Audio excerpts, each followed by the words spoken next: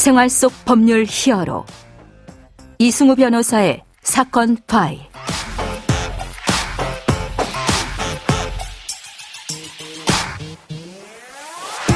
안녕하세요. 이승우 변호사입니다. 각종 사건 사고에서 여러분을 구해드리겠습니다. 오늘 열어볼 사건 파일은 빚의 상속 관련 내용입니다.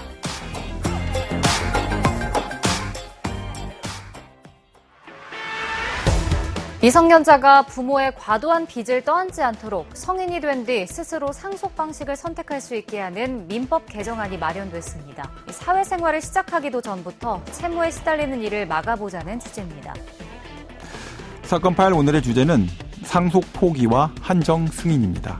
자, 부채 관리가 무엇보다 중요한 문제다. 이거에 대해서 많은 분들이 알고 계실 겁니다. 자, 그런데 빚을 상속받지 않거나 제한한다. 이런 제도를 어떻게 잘 활용할 것인가? 이 부분에 대해서는 또 잘 모르시는 분들이 많죠.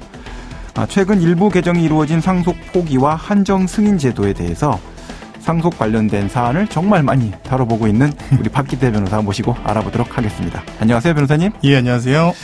자, 상속 포기가 좀 간단하니까 이것부터 좀 살펴볼까요? 많은 분들이 이제 피상속인, 그러니까 돌아가신 분에게 채무가 훨씬 많을 때 재산보다 상속 포기하면 된다. 이렇게는 알고 계세요. 예. 자, 맞는 내용입니까? 좀 설명을 좀 해 주시죠. 예, 맞습니다. 그러니까 상속 포기는 재산을 안 물려받겠다는 얘기고요. 예. 누가 봐도 빚이 더 많을 것 같을 때 네네. 이럴 때 이용되는 제도입니다. 네네. 흔히 이걸 모르시는 경우가 있는데 예. 상속재산에는 빚도 포함이 되거든요. 그렇죠. 상속 포기를 안 할 경우에 거액의 빚을 질 수가 있어서 예. 이 경우에 그냥 상속 포기를 하는 겁니다. 그래서 흔히 배보다 배꼽이 더 큰 경우라고 하고 이게 아무것도 안 하고 있으면 빚이 상속되는 거죠? 3개월의 기간이 있습니다. 네네네. 그러니까 이제 상속이 시작된 지 3개월 안에 상속 포기를 하지 않으면 단순 승인이라고 해서요. 예. 이 빚이든 아니면 재산이든 다 물려받게 됩니다. 그러니까 아무것도 안 하면 상속이 되는 거죠? 네, 맞습니다. 네네. 계속 설명해 주시죠. 이 절차나 이런 거는 자세한 얘기를 할 수는 없을 것 같은데 네. 기본적으로 상속 포기는 그렇게 어렵지가 않습니다. 예. 심판 청구서를 써서 이제 제출을 하면 법원에서 웬만하면 다 수리를 해주고요. 예. 다만 이제 여기서 주의할 거는 뭐냐면 상속 포기 신청을 하고 상속 포기를 한 다음 혹은 예. 상속 포기 기간 중에 그 재산을 함부로 사용한다거나 하면 문제가 될 수 있습니다. 왜냐하면 상속 포기를 한다고 해놓고 예. 사실은 이 재산을 쓰면 이거는 그냥 쓴 거 아니냐? 모순적 행위를 한 거죠. 예, 상속 포기 맞습니다. 의사가 있느냐 이렇게 되겠죠. 그러니까 포기를 하게 된다면 이 예. 상속 재산을 함부로 사용하면 안 됩니다. 그렇습니다. 정말 취소가 돼서 단순 승인이 될 수가 있어서 예. 이 부분만 좀 조심하시면 되고 상속 포기에서 또 제일 중요한 게 예. 제가 상속 포기를 하면 후순위 상속자한테 바로 상속권이 넘어갑니다. 예, 예. 후순위 상속자라고 하면 예를 들어 이제 자녀가 한 명이 있고 배우자와 자녀가 있는데 네. 배우자 자녀 둘 다 이제 상속 포기를 했을 경우엔 그 다음 순위 그러니까 직계 존속 어머니 아버지한테 이제 상속권이 넘어가게 되는 거죠. 예, 예. 근데 이 경우에 또 모르고 상속 포기를 안 하는 경우가 생길 수 있거든요. 그럴 수 있죠. 이런 경우는 이 사람이 이제 모든 걸 또 다 뒤집어 쓰는 경우가 생길 수가 있습니다. 네네. 이래서 가족이 많다거나 하면 정말 많은 사람들이 다 같이 상속 포기를 해야 이제 상속 포기가 되는 경우도 종종 있습니다. 자, 이제 그런 문제 때문에 상속 포기로 이제 부채를 결국 해결할 수 없는 이런 포인트들이 있잖아요. 예. 자, 그래서 또 한정 승인 제도를 같이 검토할 수밖에 없는 경우들이 예, 많은데 한정 승인 제도를 이용하면 이 상속 포기와는 어떤 점이 다르게 운영이 됩니까? 일단 한정 승인이 뭔지 좀 생각을 해보셔야 되는데요. 네.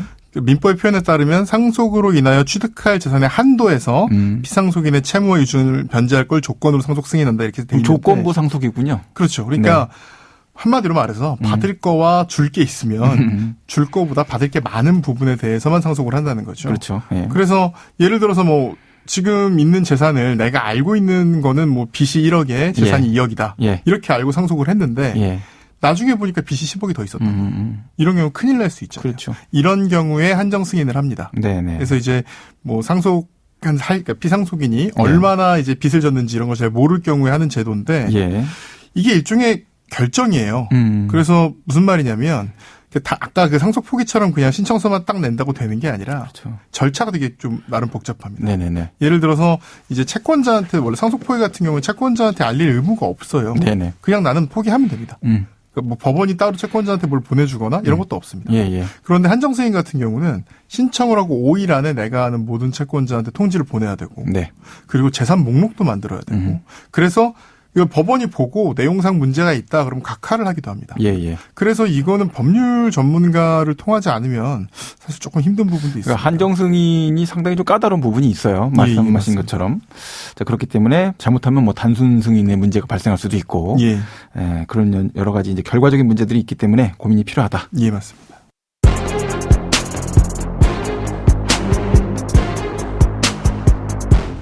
자, 이제 조건부 상속이라서 사실 뭐 듣다 보면은 이거 그냥 조건부 상속하면 좀 번거로워도 하면 되는 거 아니야? 이렇게만 생각하기 쉽잖아요. 그렇죠. 자, 그런 점에 비해서 단점들이 또 있을 것 같긴 하거든요. 예. 어떤 점들이 또 있습니까?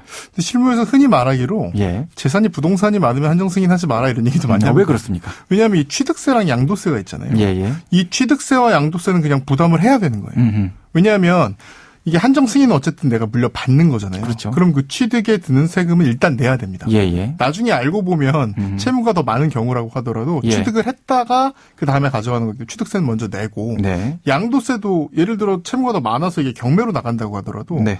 경매 가액이 내가 받은 가액보다 비싸면 양도세를 내게 됩니다. 그 생각보다 많은 분들이 경매되면 양도세 나오는 걸 모르시는 분들이 많아요. 그렇죠? 당해세로 예. 나오게 되는데. 예, 당연히 네네. 자, 그런 문제가 있고 또 다른 문제가 또 있습니까? 소송에서 패소 판결을 받게 되는 부담이 있는데요. 네네. 예를 들어서 채권자가 저한테 이제 제가 상속 포기를 했는데 저한테 소송을 하면 이건 아예 성립을 안 합니다. 안 되겠죠. 왜냐하면 나는 상속자가 피상속인이 그렇죠. 아니 상속인이 아니니까. 네네. 그런데 만약에 한정 승인이면 어쨌든 상속인은 상속인이 맞는 거예요. 네네. 그래서 이 소송 자체에서는 채권자가 승소를 하게 됩니다. 네.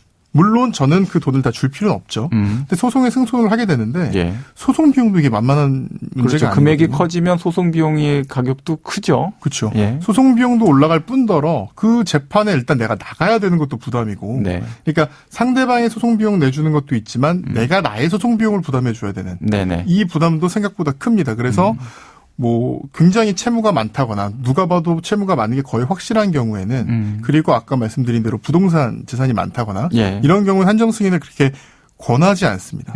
그리고 가장 큰 문제는 역시 이제 신고가 어려운 거예요. 예. 이제 재산 목록을 작성을 해야 되는데 여기서 만약에 고의로 누락했다 이런 게 밝혀지면 한정 승인이 없는 게 돼버립니다. 예, 단순 예. 승인이 돼버리거든요. 그럼 지금 고스란히 다 상속을 받게 되는 거죠. 근데 몰라서 누락한 경우에도 이제 재판부에서 봤을 때 이거는 고의적으로 보인다. 라고 하면은 이제 단순 승인이 되는 위험성 같은 것들이 있어서 예.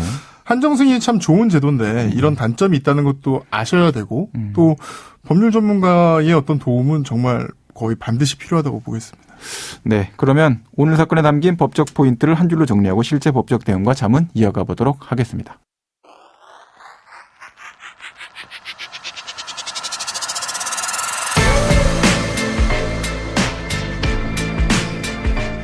이럴 땐 법대로.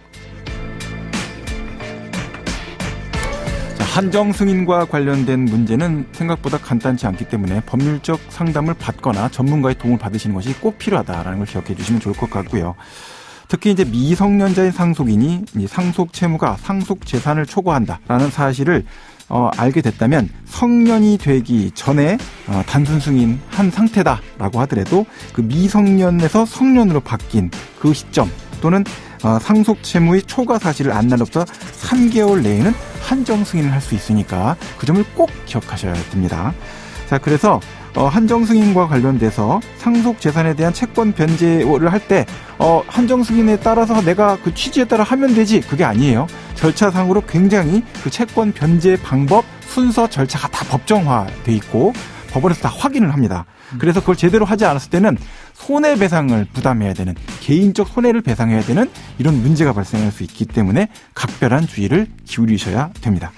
자, 오늘 상속 관련해서 상속 포기, 한정 승인에 대해서 이제 우리가 아주 핵심적인 내용들만 알아봤는데요. 마지막으로 상속 관련해서 법적 조언, 중요한 부분 한 번 더 짚어주시죠. 예. 이렇게만 말씀드리면 한정 승인 좀 안 좋게 들리실 수도 있겠는데 그렇진 않죠. 실무에서 한정 승인이 제일 좋은 거는 후순위 상속인한테 상속권이 승계가 안 된다는 거거든요. 네네. 이런 이유에서 이제 한정 승인은 참 좋은 제도지만 어쨌든 법률 전문가의 조언을 최대한 받아야 된다는 거. 예. 그리고 이제 상속 포기 부분은 사실 크게 두려워할 건 없지만 네. 단순 승인 사유. 그러니까 이 재산을 가져다 쓰는 거. 예. 무심코 하시는 분들 굉장히 많거든요. 그렇죠. 이런 건 주의해야 된다는 거. 그걸 네. 꼭 알아주셨으면 좋겠습니다. 네, 지금까지 박기태 변호사와 함께했습니다. 오늘 말씀 고맙습니다. 예, 감사합니다. 생활 속 법률 히어로 이승우 변호사였습니다. 내일도 사건에서 여러분들을 구해드릴 사건 파일 함께 알겠습니다.